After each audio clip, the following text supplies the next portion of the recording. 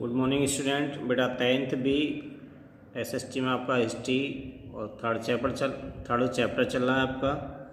कल मैंने बेटा बात की थी आपको उपनिवेशवाद के बारे में। उपनिवेशवाद क्या होता है उसके बारे में बताया था। रिपीट कर देता हूँ बेटा। जब कोई शक्तिशाली देश और विकसित किसी दूसरे कमज़ोर देश पर अपना शासन स्थापित करता है तो उसे उपनिवेशवाद कहते हैं। और ये 18वीं शताब्दी में 17वीं शताब्दी में बहुत तीव्र गति से बहुत सारे छोटे गरीब देशों पर, कमज़ोर देशों पर शक्तिशाली देशों ने कब्जा किया, उन्हें अपना उपनिवेश बनाया और उन्होंने उन वहाँ के लोगों की आज़ादी बिल्कुल ख़त्म कर दी थी।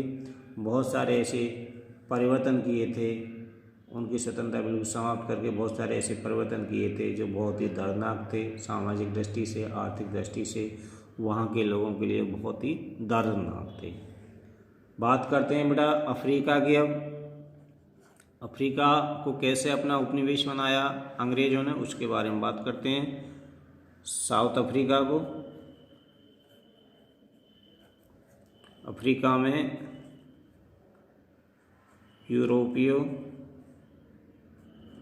यूरोपियन शासन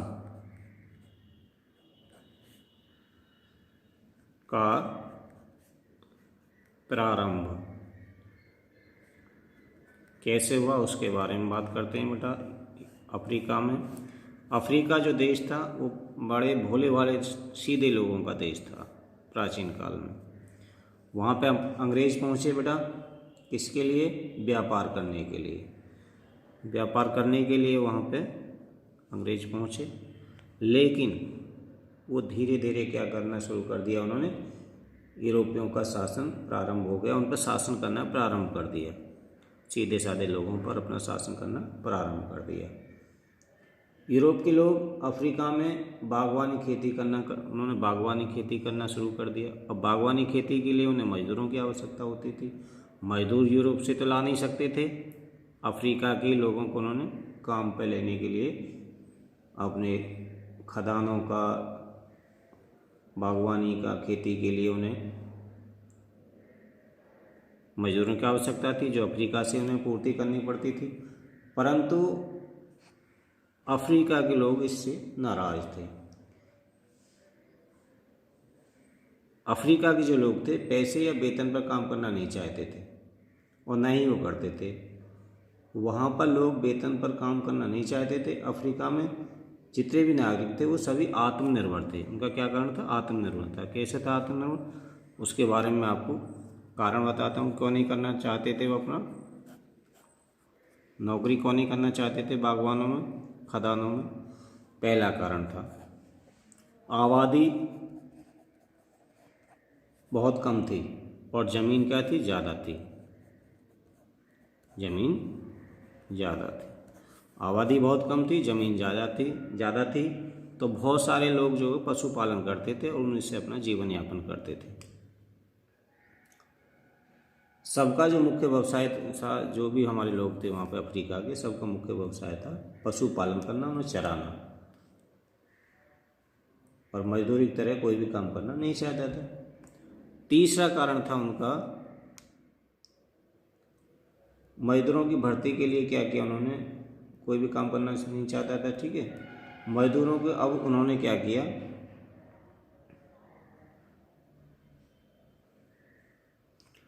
मजदूरों की भर्ती करने के लिए उन्होंने बहुत सारे हथकंडे अपनाए, दंड भी उन्हें दिया, लेकिन वो लोग मजदूरी करने के लिए तैयार नहीं थे।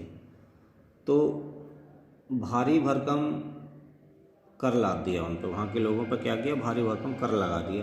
कर देंगे तो मजदूरी करेंगे, कहाँ से पटाएंगे? सीधी सी बात थी। तो कर व्यवस्था उन्होंने लागू कर दी। किन पे? अफ्रीका के लोगों पर। किसने? यूरोप वाले लोगों ने। तो काश्तकारों को ज़मीन से हटने के लिए कानून उत्तराधिकारी कानून बनाया गया। परिवार के केवल एक ही सदस्य को पैतृक संपत्ति मिलेगी। उन्होंने क्या कर दिया? जो भी ज़मीन थी कि ऐसा कानून बना दिया कि पैतृक जो फादर की प्रॉपर्टी पुत्र को मिलती है उसमें केवल एक ही व्यक्ति को उस प्रॉपर्टी मिलेगी और किसी को नहीं मिलेगी। यदि 4 पुत्र हैं उसके, मान लीजिए 4 पुत्र हैं, तो बड़े वाले पुत्र को एक को ही उसकी प्रॉपर्टी मिलती। ऐसा कानून अंग्रेजों ने बना दिया। 3 बेचारे बेरोजगार हो गए हमारे। तो ये जो 3 बेरोजगार हुए हैं तो ये उन्हें किसके लिए मिल गए? मजदूरी के लिए मिल गया अंग्रेज़ों को। उनसे मजदूरी कराई, बागवानी कराई। तो ये उनकी पॉलिसी थी इस तरह से। ठीक है बेटा। तो इस तरह से उन्होंने अफ्रीका को अपना उपनिवेश बनाया। लोगों को इस तरह से उन्होंने मापदंड, ऐसे हथकंडे अपनाए उनको मजदूरी करने के लिए।